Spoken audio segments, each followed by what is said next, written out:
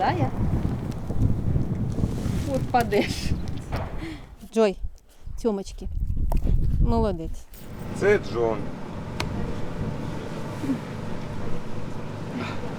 Там Мегі, Джой, Ава. А вони як люди. Хтось лякається, хтось не лякається. До цього всього треба привчати, дуже багато часу йде. Майже всі прильоти ми працюємо. Ми маємо обшукати територію на наявність живих людей. От. Там потім буде працювати, якщо собака показує, що там нема живих людей, працює техніка, знімає 1,5 метри, знову виходить собака, знову працює. Ну, вже знаєте, багатоповерхівки зазвичай. Це важко там. Там людині важко ходити, собаці, а вона ще має нюхати причому. Специфіка роботи собаки 15-20 минут роботи, потім йде заміна. Ну і такі циркуляція такі. Собака, яка працює по живим, вона позначає голосом. Якщо є там людина, вона позначає голосом.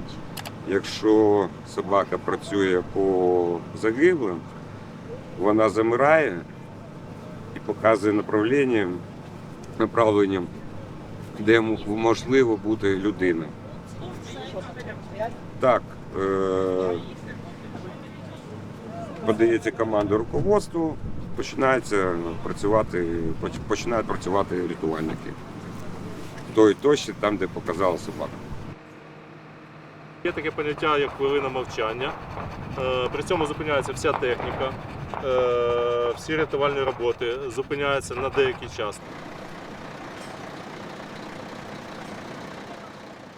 Мовчки слухають, працюють кінологи.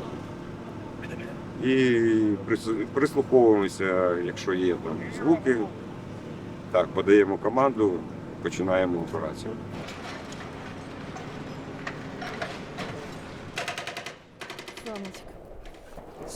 Все? Ну все, заслужив. У нас дуже складно тим, що дуже багато на сьогодні хімічних речовин. Це і ракетне паливо, і вибухівка, і ще деякі невідомі речовини, з якими доводиться стикатися. Це є на сьогодні для нас великою небезпекою. Ну і скло, і уламки під час дуже багато нестабільних поверхень, куди ти собаку просто так не відпустиш, доводиться і з повідками працювати, і вдягати на лапи взуття для собак.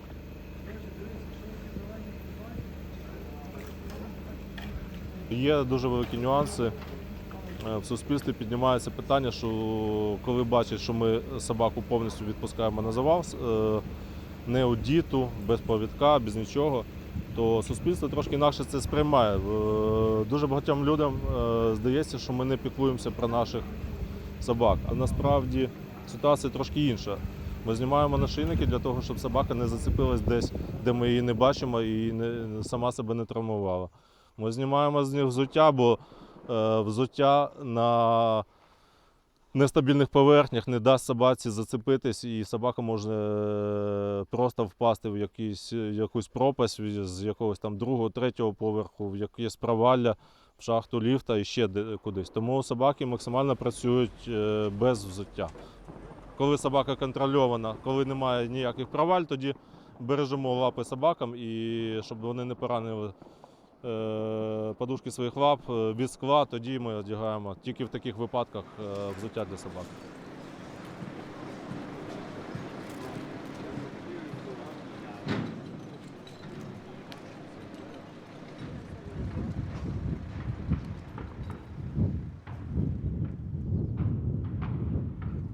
Ну, зараз ще багатоповерхівки. Тобто ми вчимо собак, ми пройшли навчання, піднімаємо їх, як піднімаються рятувальники на обв'язках, на вірьовках, на поверхи, так і собаки піднімаються. і вони після цього працюють, хоча це все ж таки стрес для них, от, цей підйом і спуск. Ну, вони не бояться висоти, і вони працюють в обв'язках, піднімаються так само, як рятувальники.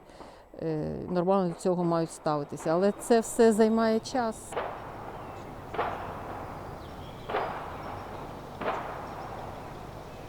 Тут, наприклад, на завалі нічого такого нема. Тут не розлита кров, тут не лежать розбитий холодильник під завалом, в якому їжа. От, тобто нема того, що може собаку відвлікати. А дуже-дуже часто у нас люди люблять тварин, і завжди бувають тварини, і загиблі тварини, і головне, що їх корм в мішках розсипаний, і під завалом не видно, що це корм, а собака ж відчуває, що там лежить смачний корм, там м'ясо, там корм, там сир. Над цим треба працювати.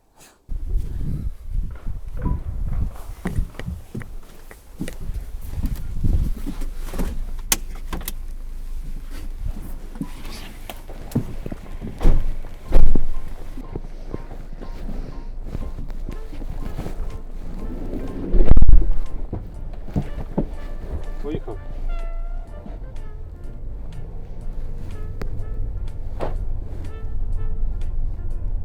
Ну, як піде на пенсію, піде на танці. Будемо в шоу виступати. Да, Джойка? Масечка, ти мій хороший.